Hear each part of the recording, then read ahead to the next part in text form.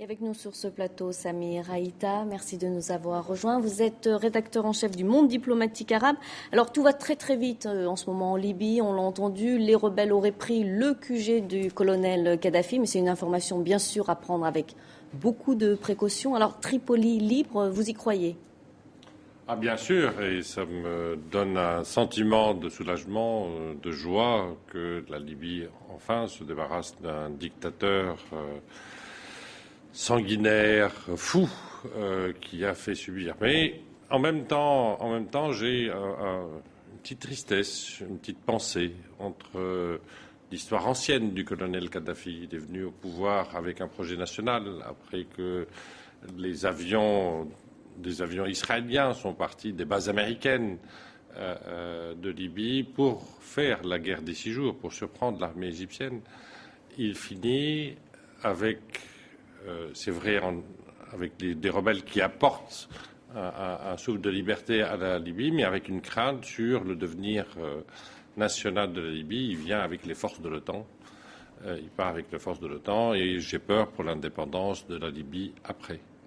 Que pensez-vous donc, que va-t-il se passer donc en Libye, les Libyens, leur avenir ?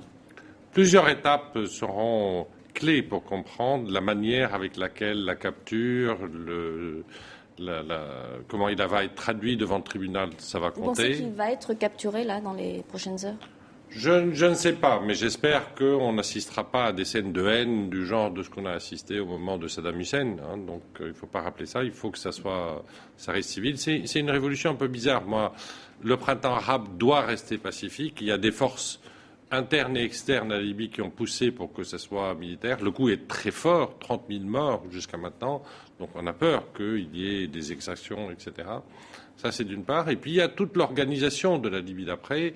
Le Conseil national a perdu un de ses membres importants, assassiné. Donc il y a des luttes politiques qui ont pour enjeu le pouvoir ou le partage de pouvoir, mais aussi l'indépendance nationale de la Libye vis-à-vis de ce qui se profile aujourd'hui, un monde occidental associé aux pays du Golfe, contrôlant les républiques en transformation. Donc il faut être prudent.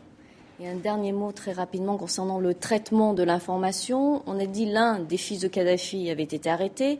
Aujourd'hui, il s'exprime devant la presse. Que peut-on en penser ? Moi, j'ai entendu une histoire très sympathique, qu'il a été effectivement capturé, qu'il a payé les gens qui l'ont capturé pour échapper et faire. C'est possible.